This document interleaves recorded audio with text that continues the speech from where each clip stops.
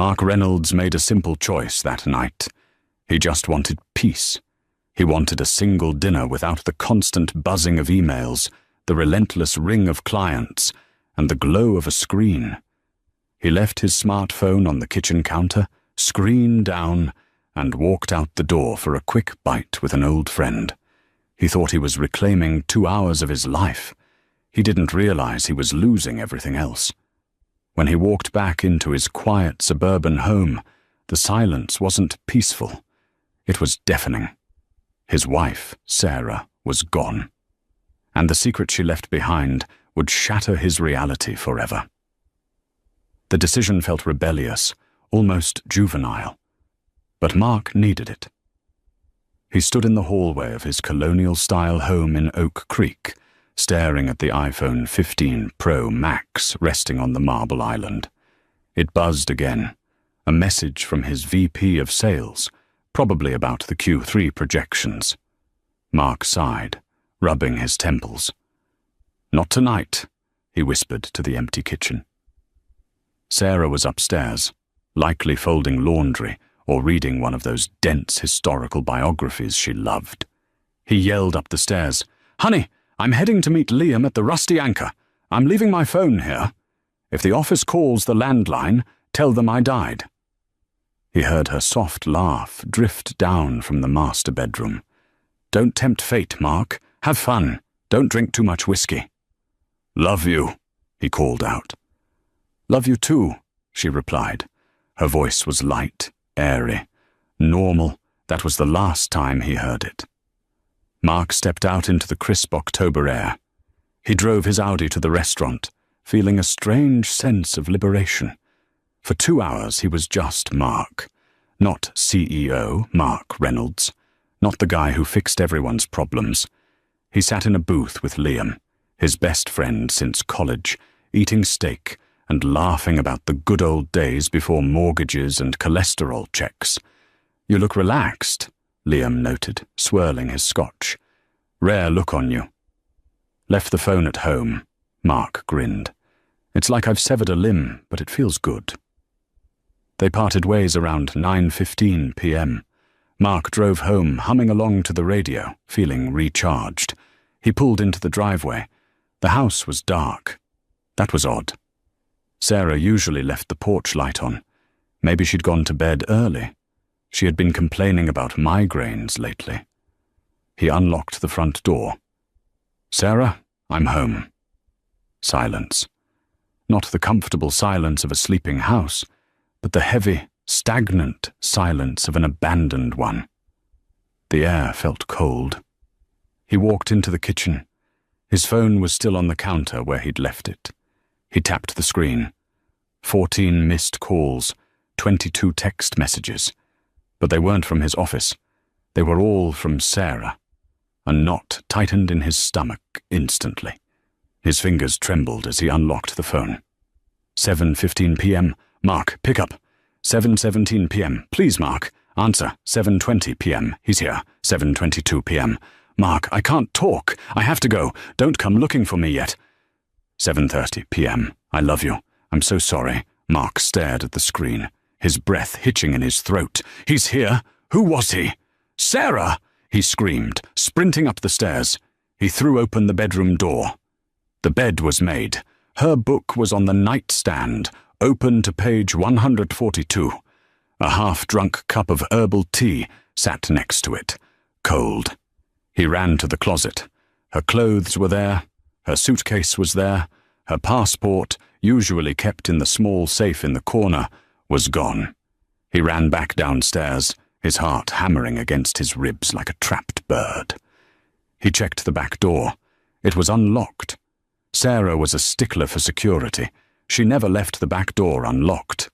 He stood in the center of his living room, the sanctuary they had built together over 10 years of marriage, and felt the walls closing in. He dialed her number. It went straight to voicemail. He called Liam. "Mark, you just left. What's up?" "She's gone, Liam. Sarah's gone." "What do you mean gone? Like to the store?" "No," Mark choked out, tears stinging his eyes. "She sent me texts. Someone was here. She took her passport. Liam, I left my phone. If I had my phone, I could have stopped it. Call the police, Liam said, his voice dropping an octave. Now. Mark hung up and dialed 911. As he waited for the dispatcher, he noticed something on the floor near the mudroom entrance. He walked over and picked it up. It was a man's cufflink. Gold with a small ruby in the center. It looked expensive, antique, and Mark had never seen it before in his life. The flashing red and blue lights illuminated the neighborhood, casting long, dancing shadows across the manicured lawns of Oak Creek. Detective Miller, a man with tired eyes and a suit that looked like it had been slept in, stood in Mark's kitchen. "Let me get this straight, Mr. Reynolds," Miller said, looking up from his notepad. "You left the house at 7 p.m. Your wife was home. You went to dinner, leaving your phone behind, which is convenient. And when you returned, she was gone." "It wasn't convenient," Mark snapped, running a hand through his hair. "It was a break. I'm a CEO. I needed a break." "And the texts?" Miller asked. "May I see them again?" Mark handed over the phone. Miller scrolled through them, his expression unreadable. "He's here. Do you have any idea who he might be?" "No. Sarah doesn't have enemies. She's a pediatric nurse. She volunteers at the animal shelter. Everyone loves her." "Everyone has a past, Mr. Reynolds," Miller said darkly. "Is there anyone she dated before you? An estranged family member?" "Her parents died in a car crash when she was 20. She was an only child. I'm all she has." Miller wandered into the living room, his flashlight sweeping the corners. "We found no signs of forced entry. The back door was unlocked, but not broken. This suggests she either knew the person or she let them in. Or she was forced to open it," Mark countered. "Maybe." Miller paused by the fireplace. "Or maybe she just left." "She didn't just leave.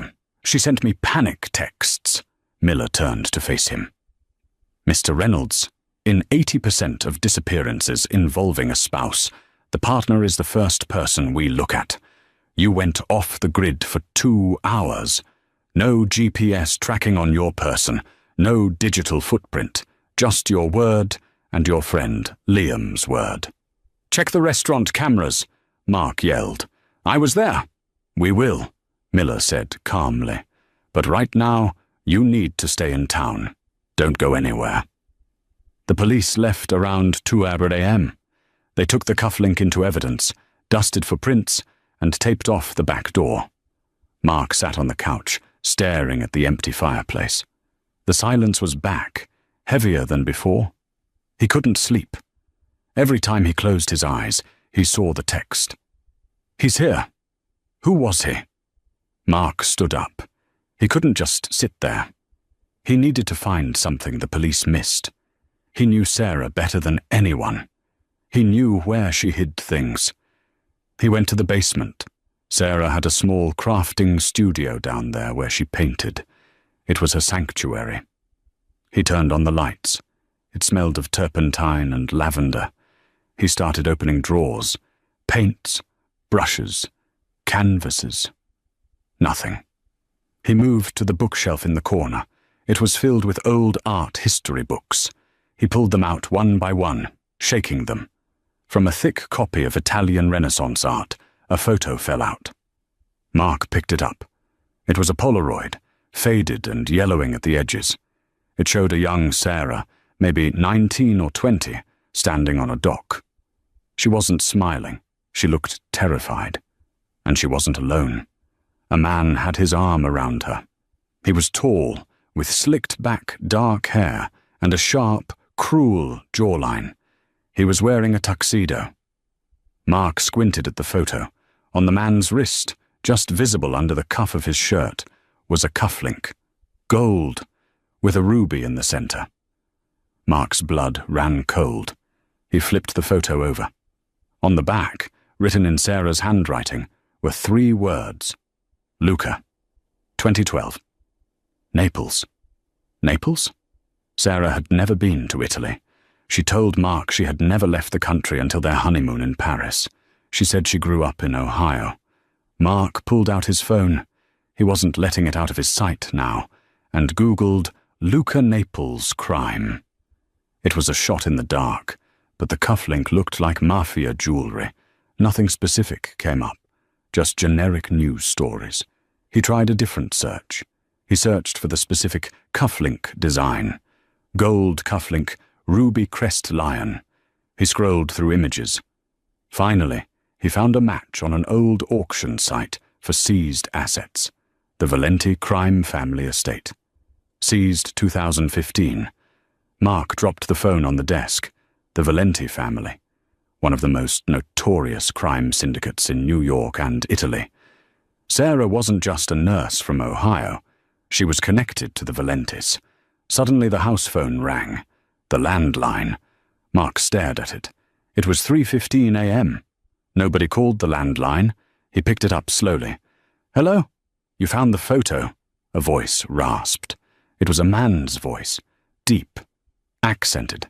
"Good. You're smarter than you look, Reynolds." "Who is this?" Mark demanded, gripping the receiver. "Where is my wife?" "Your wife?" The man laughed, a dry, humorless sound. "You mean my fiancée. You've been borrowing her for 10 years, Mark, but the lease is up." "I'm calling the police," Mark said. "Do that, and I send her back to you in pieces," the voice said, deadly serious. "Listen carefully. You want to see her again? You come to the old shipyard at the docks, warehouse 4B. Come alone, no cops, no phones. If I see a glowing screen, she dies." "When?" Mark asked. "Now." The line went dead. Mark didn't hesitate. He grabbed his car keys. He started to reach for his phone, then stopped. No phones. He couldn't risk it. But he couldn't go in defenseless either. He went to the master bedroom closet and reached up to the top shelf.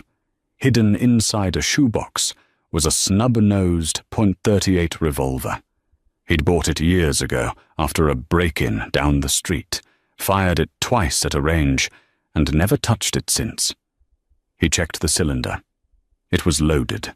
He tucked the gun into the back of his waistband and threw on a jacket. As he drove toward the city docks, the reality of the situation washed over him.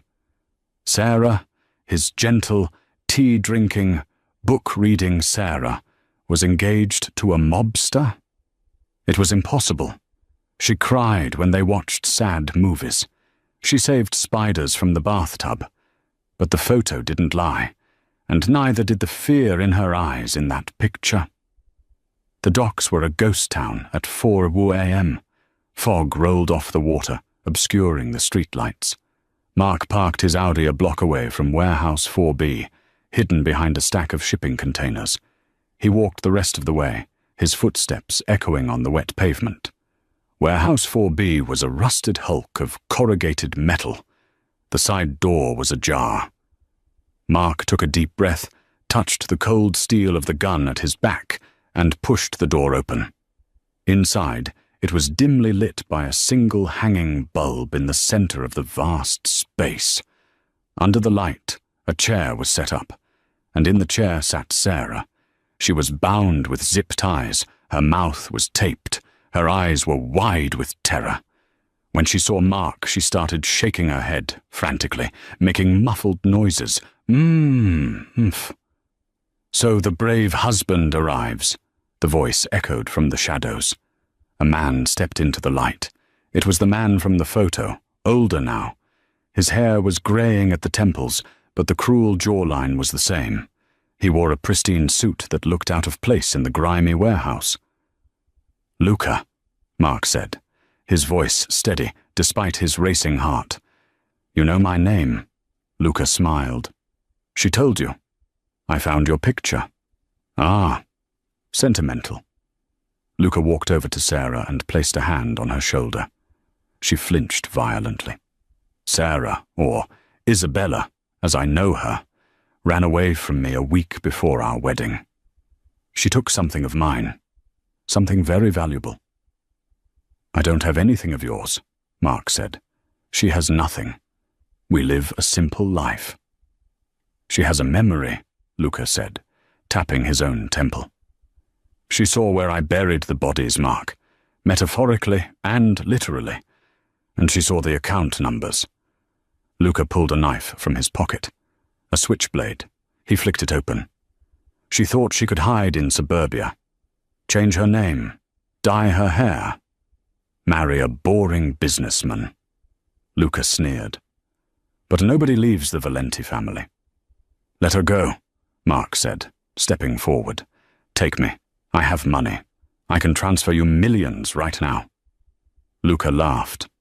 Money? I have more money than God, Mark.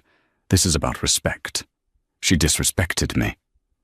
Luca brought the knife to Sarah's throat. A thin line of red appeared on her skin. Mark reached behind his back. I said, let her go. Or what? Luca challenged. You'll throw your car keys at me? Mark pulled the .38. He didn't aim it like they did in movies. He just pointed it at Luca's massive chest. Or I'll kill you. Luca's eyes widened slightly. He hadn't expected the gun. Drop the knife, Mark commanded. You won't shoot, Luca said, grinning. You're a CEO. You fire people. You don't fire guns. Bang! Mark pulled the trigger. The shot was deafening in the enclosed space. He missed Luca's chest, but the bullet grazed Luca's shoulder. Luca stumbled back, shouting in pain and dropping the knife. Run, Sarah! Mark screamed, but she couldn't run. She was tied to the chair. Mark sprinted forward, tackling Luca just as the mobster reached for a gun in his jacket. They crashed to the concrete floor. Luca was stronger, heavier. He punched Mark in the face, dazing him. Mark tasted blood. Luca pinned him down, hands around Mark's throat. You little worm! Luca spat, squeezing. Mark's vision started to blur. He scrabbled on the floor, his hand searching for anything. His fingers brushed against the switchblade Luca had dropped. He grabbed it. With his last ounce of strength, he jammed it into Luca's side. Luca gasped, his grip loosening. Mark shoved him off and scrambled to Sarah. He used the knife to slice the zip ties on her wrists and ankles. Mark! She sobbed, ripping the tape off her mouth. Mark, watch out! Mark spun around. Luca was getting up, blood seeping through his suit, his gun now in his hand. Go! Mark shoved Sarah toward the door. Get to the car! Block away, behind the containers! I'm not leaving you! Go! Mark dove behind a crate just as Luca fired. Bullets sparked off the metal. You can't hide, Reynolds! Luca shouted, his voice slurring slightly. My men are 5 minutes away. Mark checked his revolver. 5 shots left. He was pinned down. His wife was running into the night, and a mafia don was hunting him in a warehouse. And the worst part, he realized Sarah hadn't just run away from a bad ex. The way Luca looked at her, it wasn't just anger, it was possession. Mark! Sarah's voice came from the door. She hadn't left. Sarah, get out of here! No! She yelled. Suddenly the warehouse lights went out. Pitch black. I know this building, Luca. Sarah's voice echoed in the darkness, cold and hard, a voice Mark had never heard before. I used to play here when my father ran the docks. You think you're the hunter? You're in my house now. Mark lay in the dark, stunned. Her father ran the docks? The story was just beginning. The warehouse was pitch black, a cavern of steel and silence, broken only by the heavy, ragged breathing of Luca, somewhere in the void. Mark lay flat on the cold concrete, his heart hammering against his ribs like a sledgehammer. He couldn't see his hand in front of his face. Sarah, he whispered, the sound barely audible. A hand gripped his ankle. Mark nearly kicked out, but the touch was familiar. Strong, assured. It was Sarah, but the grip felt different, tactical. She pulled him, guiding him to crawl to the left. Keep low, she breathed into his ear. There's a service hatch 20 feet away behind the old generator. Move. Luca has a gun, Mark hissed. I know. And he's bleeding. He's angry and sloppy. But his men will be here in less than 3 minutes. We need to vanish. Bang! A muzzle flash lit up the darkness from the center of the room, momentarily revealing Luca's silhouette. He was spinning, firing blindly. Isabella, you can't run from family. The bullet pinged off a metal beam feet above Mark's head. Sarah didn't flinch.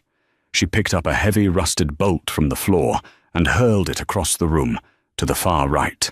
It clattered loudly against a sheet of tin. Luca spun toward the noise and fired 3 rapid shots. Bang, bang, bang! Now, Sarah commanded. She grabbed Mark's hand and they sprinted, hunched over, through the blackness.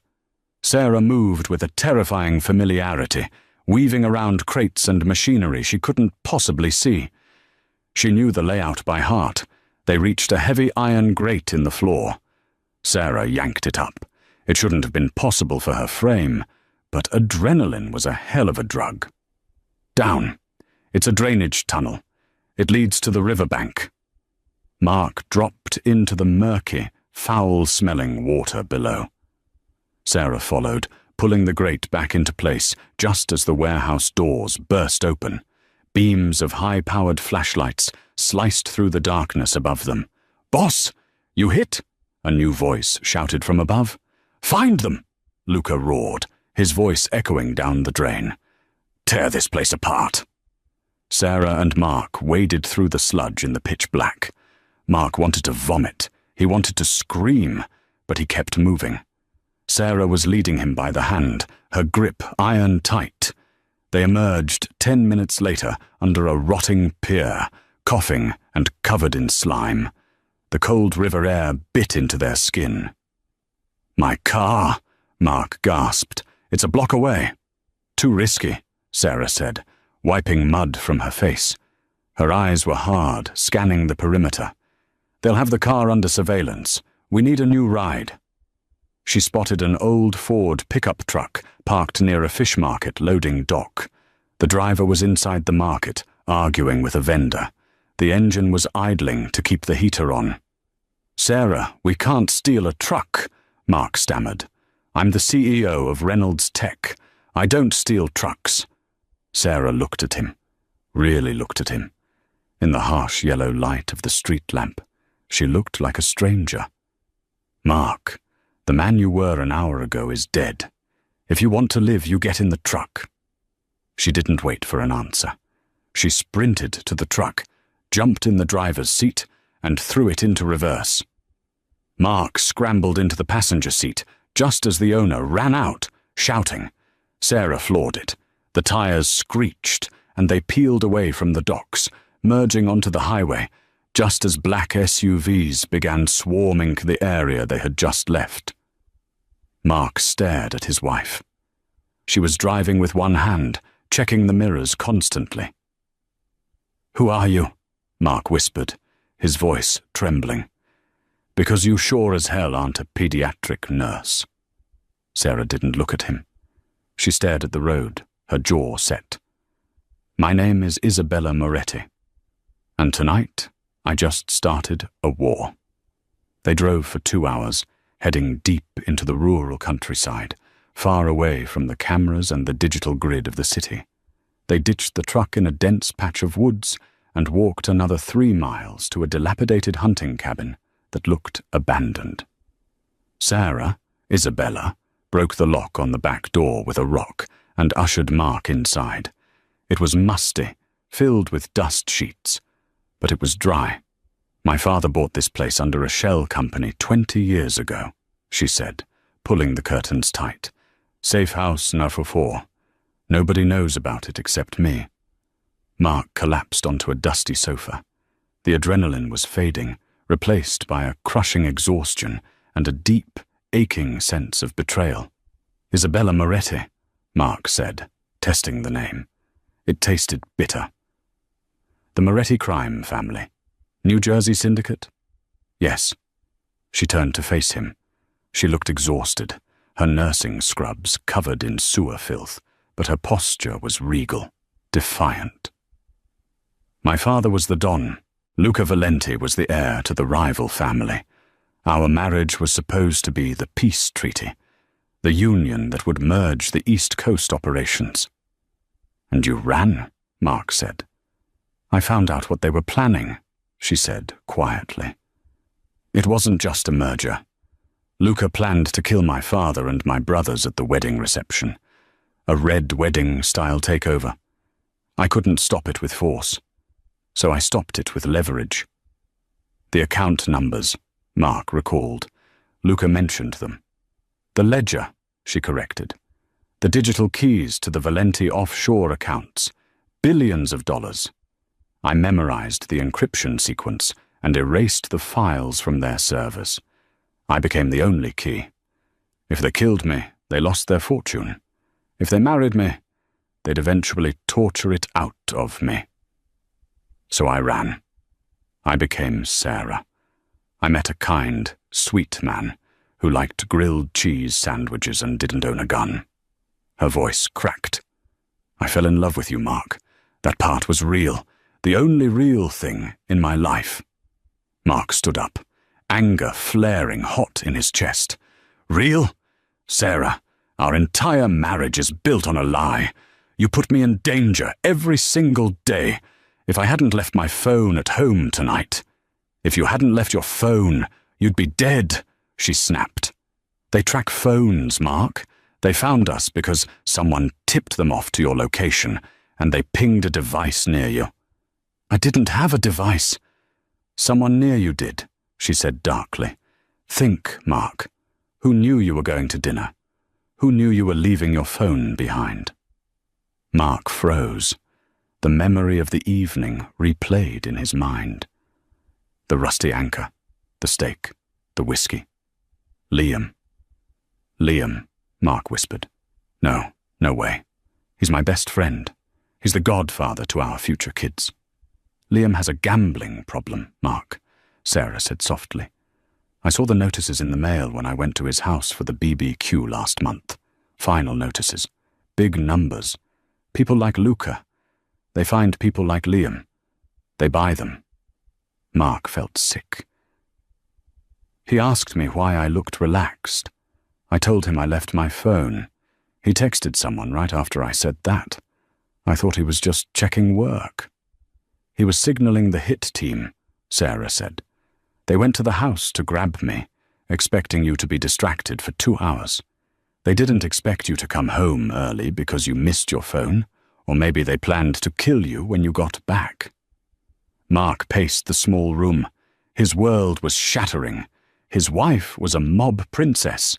His best friend was a traitor, and a psychopath was hunting them. So what now? Mark asked, looking at her. We hide here forever? No, Sarah said. Her eyes changed. The fear was gone, replaced by a cold, calculating resolve. We can't run anymore. Luca won't stop. He can't. Without the money, his own lieutenants will turn on him within a week. He's desperate. So we go to the FBI. The FBI is compromised. Half the field office is on Luca's payroll. That's why I never went to them. She walked over to Mark and took his hands. We have to finish this ourselves. We have to destroy him. How? The ledger, she said. I have the encryption key in my head. But to use it, to drain his accounts and expose him to the international authorities who aren't on his payroll, I need access to the Valenti mainframe. And where is that? She hesitated. It's in the penthouse of the Valenti Casino in Atlantic City, in Luca's private office. Mark laughed, a hysterical manic sound. You want us to break into a mafia-run casino, go to the boss's office and hack his computer? No, Sarah said. I want you to walk in the front door. The plan was insane. It was suicidal, and it was their only shot. The drive to Atlantic City took 4 hours in a stolen sedan. They hot-wired at a truck stop. Mark watched in horror as Sarah did this with a nail file. By the time they reached the city limits, the sun was rising over the ocean, painting the sky in bloody streaks of orange and purple. "Listen to me," Sarah said, as they parked in a public garage 3 blocks from the Golden Palace Casino. "Luca thinks I have the key. He thinks you are just a civilian, a liability. He doesn't respect you. That is your weapon." She reached into the back seat and pulled out a duffel bag they had found in the hunting cabin. Inside were old clothes, suits from the 90s. Mark pulled on a jacket. It was tight, but it made him look less like a tech CEO and more like a desperate gambler. "Liam is the link," Sarah explained. "If Liam sold us out, he's waiting for his payout. He's likely here, or close by, waiting to meet Luca." Mark pulled the brim of a baseball cap down. "I call Liam. I tell him I escaped. I tell him I have you, and I want to make a deal." "Exactly," Sarah said. "You offer to trade me for your life and $10 million. You appeal to his greed." Mark felt bile rise in his throat. "I have to tell him I'm selling you out? You have to make him believe it. You have to sound like a coward, Mark. Can you do that?" Mark looked at his wife. He thought about the fear he felt in the warehouse. He thought about the life they had lost. "I can do it," he said. They found a payphone, a relic on the boardwalk. Mark dialed Liam's number. It rang twice. "Mark?" Liam's voice was panicked, breathless. "Mark, oh my God, are you okay? The news said there was a shooting at the docks." "Cut the crap, Liam," Mark said, channeling every ounce of CEO ruthlessness he possessed. I know you set me up." Silence on the other end. Then Liam's voice changed. It became cold. "You were supposed to just stay at dinner, Mark. It wasn't supposed to get messy." "Well, it is messy. I have her. She's tied up in the trunk of a car." You have Sarah?" "I have Isabella," Mark corrected. "And I know who she is now. I don't want a mob war, Liam. I just want my life back, and I want compensation for my house being a crime scene." "Where are you?" "Atlantic City. I'm bringing her to Luca, but I want a guarantee. I want you to meet me in the lobby of the Golden Palace. You bring me to Luca. If I see anyone else, I put a bullet in her head and dump her in the ocean. The codes die with her." Liam hesitated. Okay, Mark. You're being smart. Meet me at the high roller entrance in 30 minutes. Mark hung up. He looked at Sarah, who was hiding behind a kiosk. She nodded. He took the bait. 30 minutes later, Mark stood in the opulent lobby of the Golden Palace. He felt exposed, naked without a weapon. Sarah was nowhere to be seen. She was entering through the staff entrance, using an old keycard she prayed still worked on the service elevators. Liam appeared. He looked terrible, sweaty, pale, wearing a crumpled suit. He rushed over to Mark. "Where is she?" Liam hissed. "In the parking garage, locked in. I give you the location once I see Luca." "He's upstairs," Liam said, checking his watch nervously. "He's getting patched up from the gunshot. He's furious, Mark. You need to tread carefully. Take me to him." Liam led Mark to the private elevator. He scanned a card, and the doors slid open. As they ascended, the silence was thick. "Why, Liam?" Mark asked, staring at the numbers climbing. 10 years of friendship. "I owed them 400 grand, Mark," Liam whispered, staring at the floor. "They were going to break my legs. Then they were going to go after my mum. It was you or me. I chose me." "I hope it was worth it," Mark said coldly. The elevator dinged. The doors opened directly into a penthouse office.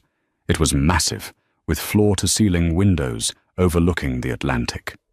In the center of the room, sitting behind a mahogany desk, was Luca. His arm was in a sling. 2 massive bodyguards stood by the door.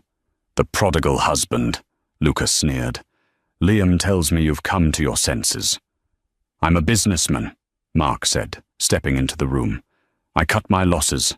She's a liability." "Where is she?" Luca demanded.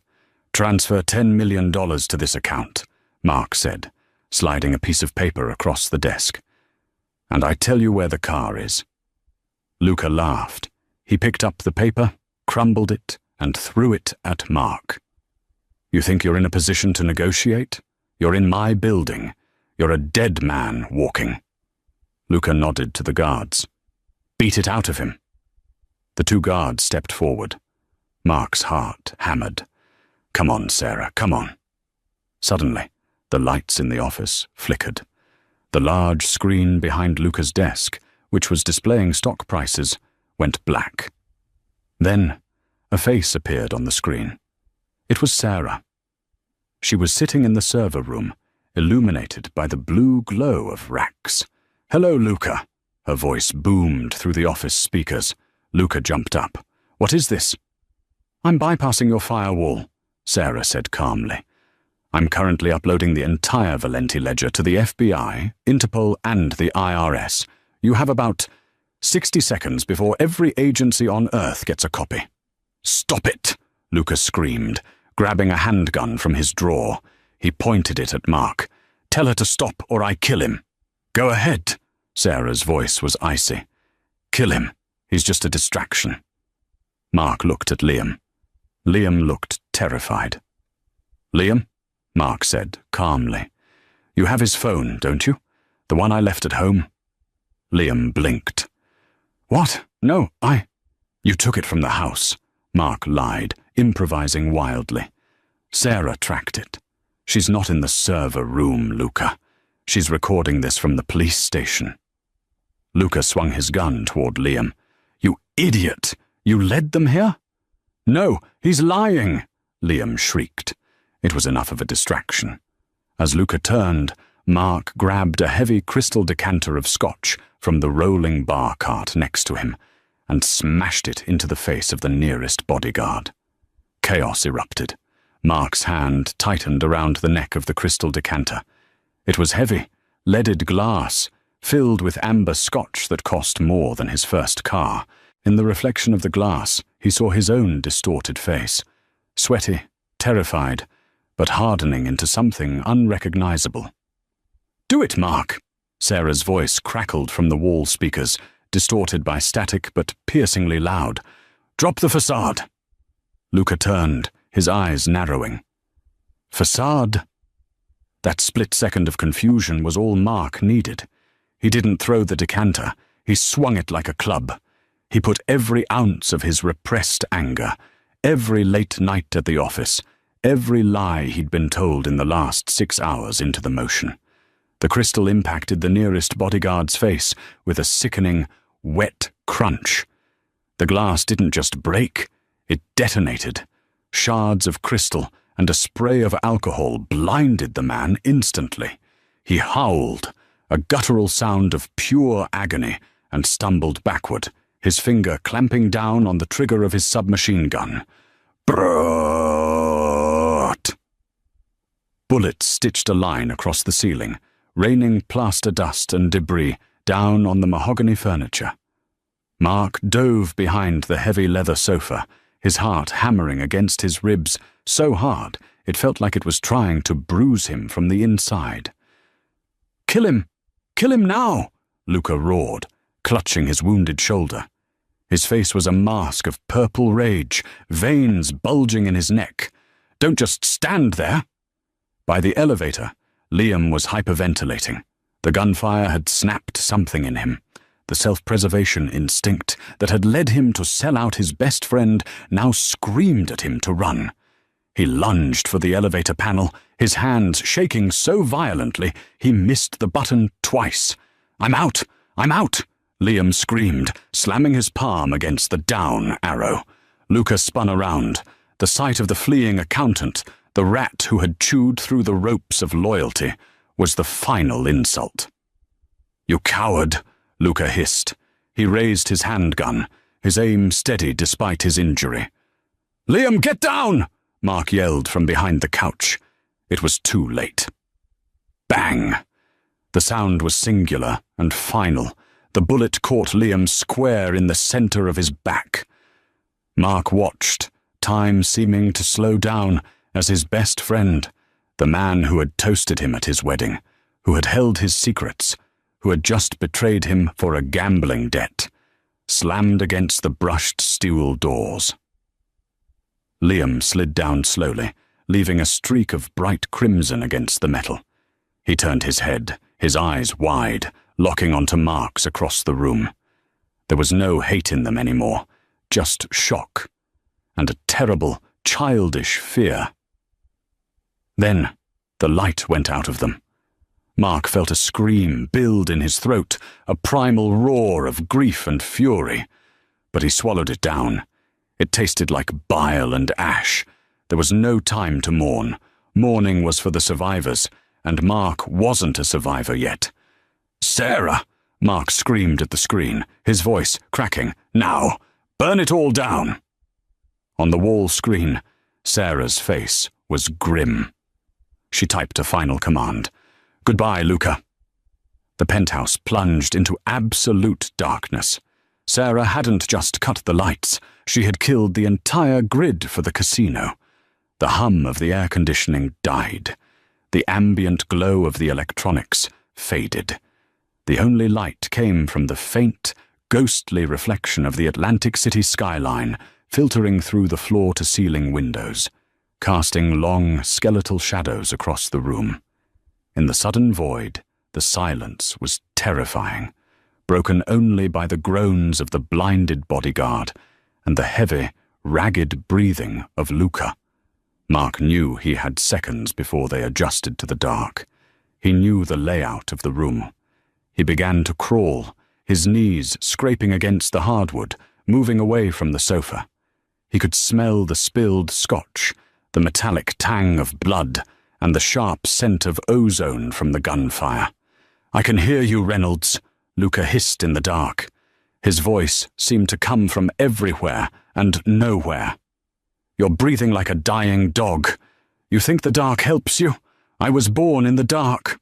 A beam of light sliced through the room. The second bodyguard, the one who hadn't been hit, had pulled a tactical flashlight. The beam swept over the sofa where Mark had been just seconds ago.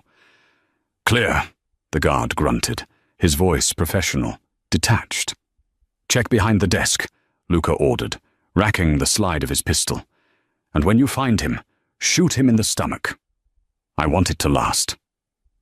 Mark was crouched behind a marble pedestal near the window. He was cornered. He had no weapon. He was a tech CEO in a ruined suit, fighting men who killed for a living. He needed a distraction.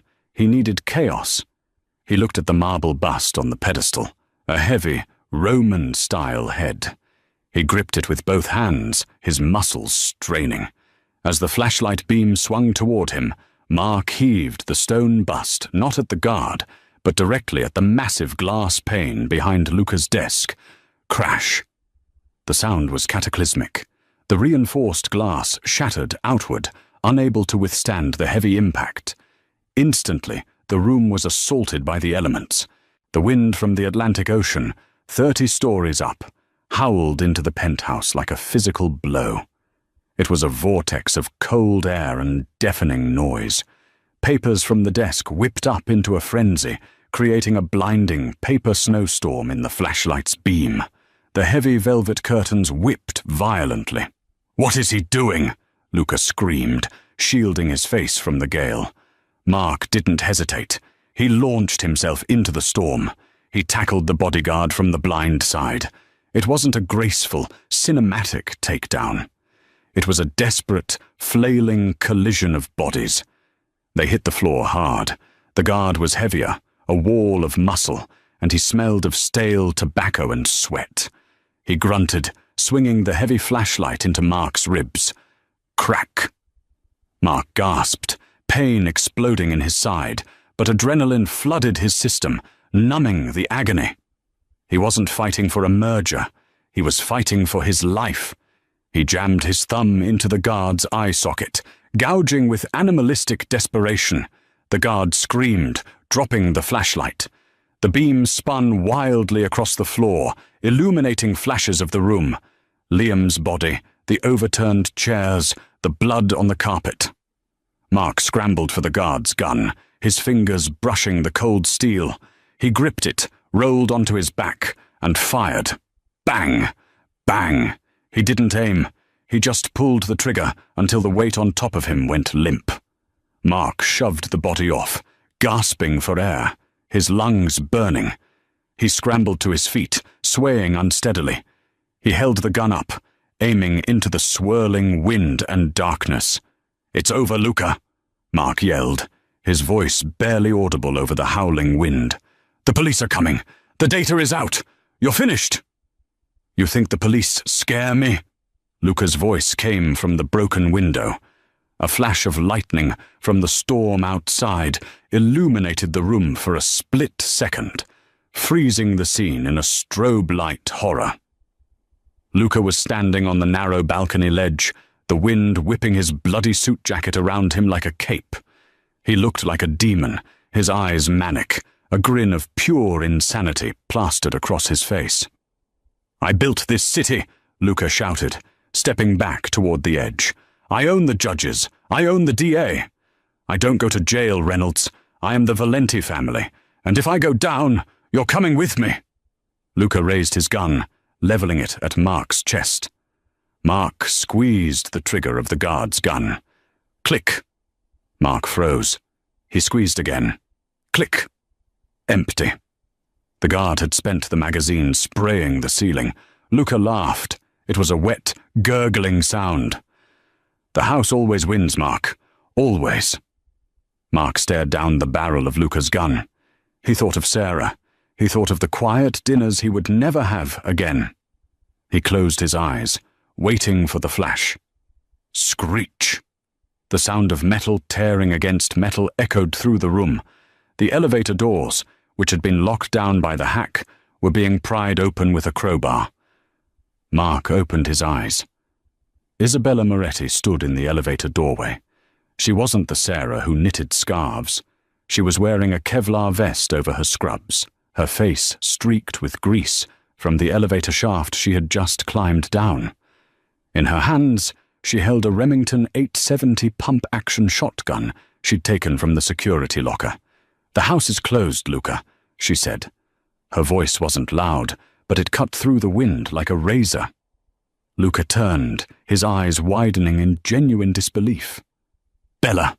Boom! She didn't hesitate. She didn't offer a monologue. She fired a single round into the ceiling directly above Luca's head. Plaster, concrete, and steel rebar rained down on him. It wasn't a kill shot. It was a statement. It was a distraction. Luca flinched. He stumbled backward, his Italian leather shoes slipping on the rain-slicked marble of the balcony ledge. He flailed, his arms grasping desperately at the wet air. For 1 second, time seemed to stop. His eyes locked onto Sarah's. There was no fear in them, only a sudden, profound realization that he had underestimated the girl he tried to cage. Then, gravity took over. He didn't scream. He just vanished into the night, plummeting 30 stories down to the neon-lit boardwalk below. Mark lowered the empty gun. He walked slowly to the broken window, the glass crunching under his feet. He looked down.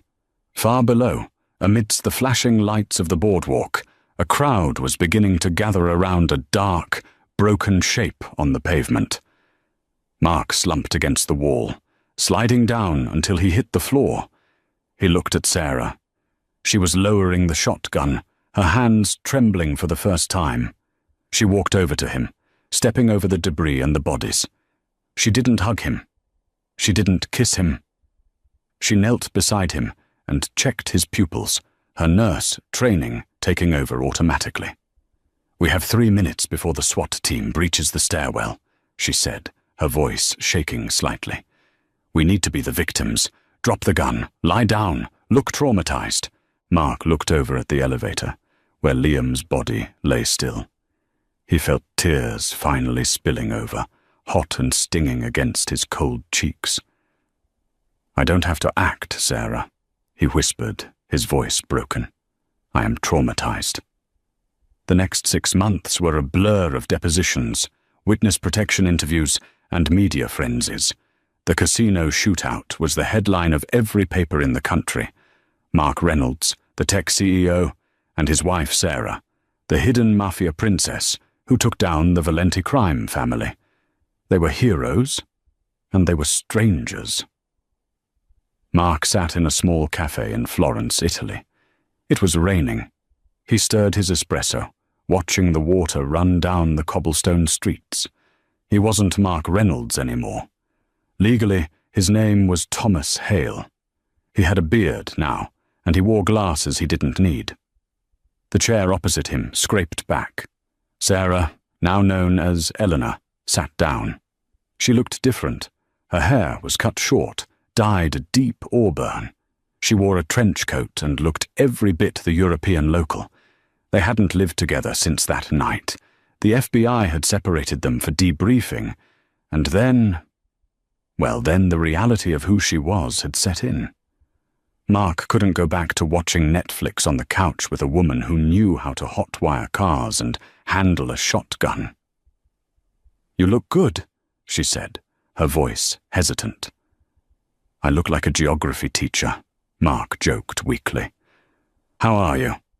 "I'm okay. The government seized the Valenti assets. The money I stole, I gave it back. Most of it." "Most of it?" Mark raised an eyebrow. She smiled, a flash of the old mischief. "I kept a consulting fee. It's in a trust for Liam's mother. She'll never have to worry about rent again. Anonymously, of course." Mark nodded, a lump forming in his throat. "That's good. She thinks he died a hero, a bystander caught in the crossfire." "Let her believe it," Sarah said. They sat in silence for a long time. The rain tapped against the cafe awning. "I miss it sometimes," Mark admitted. "The quiet, the boring dinners, the phone buzzing on the counter." "I miss you," Sarah said. She reached across the table and covered his hand with hers. "I really loved you, Mark. That wasn't a lie. The 10 years. That was the only time I felt safe." "I know," Mark said. He looked at her hand. No wedding ring. He wasn't wearing his either. "Can we go back?" she asked. "Not to Oak Creek, not to Reynolds Tech, but to us?" Mark looked out at the rain.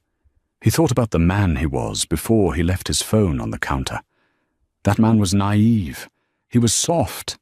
That man was dead. But the man sitting here? He was a survivor. And he was sitting across from the only person in the world who understood what it felt like to have your life burn down in a single night. "We can't go back," Mark said softly. Sarah pulled her hand away, her eyes dropping. "But," Mark continued, "we can start something new." He reached into his pocket. He didn't pull out a ring. He pulled out a phone, a burner phone. "I bought a phone," he said. "First one in 6 months. And I don't have anyone to call." He smiled. "Except you." Sarah laughed, tears shining in her eyes. "Well, Thomas Hale, would you like to get dinner? I know a place, but you have to promise me one thing." "What's that?" "Bring your phone," she said. "I don't want you coming home early and finding any more surprises." Mark laughed. It was a genuine laugh, the first one in a long time. "Deal." They walked out of the cafe together, sharing an umbrella, disappearing into the winding streets of Florence. They weren't the couple from the suburbs anymore. They were something sharper, harder, and perhaps more real. Because sometimes you have to lose everything, your identity, your friends, your safety, to find out who is actually standing next to you when the lights go out. Mark and Sarah's story reminds us that we never truly know the people we share our lives with. We build our little worlds, our routines and our safety nets, assuming that tomorrow will be just like today. But a single decision, like leaving a phone on a counter, can pull the thread that unravels the entire tapestry. Mark thought he was just taking a break from technology. Instead, he stepped into a nightmare that forced him to become a warrior to save the woman he loved, only to realize the woman he loved was the warrior all along. In the end, they survived the mafia, the betrayal of a best friend, and the destruction of their old lives. But the question remains, can you ever truly trust someone again after discovering their entire existence was a fabrication? They are trying, one rainy day in Italy at a time. What a ride. I have to ask you guys a serious question. If you found out your partner was secretly hiding a massive, dangerous past like Sarah, would you stay with them? Or would you run? And be honest, would you have forgiven Liam for what he did? Or did he get what he deserved? Let me know your thoughts in the comments below. If you enjoyed this story, please smash that like button, it really helps the channel grow, and hit subscribe and the notification bell so you never miss a new story. Thanks for watching, and I'll see you in the next video.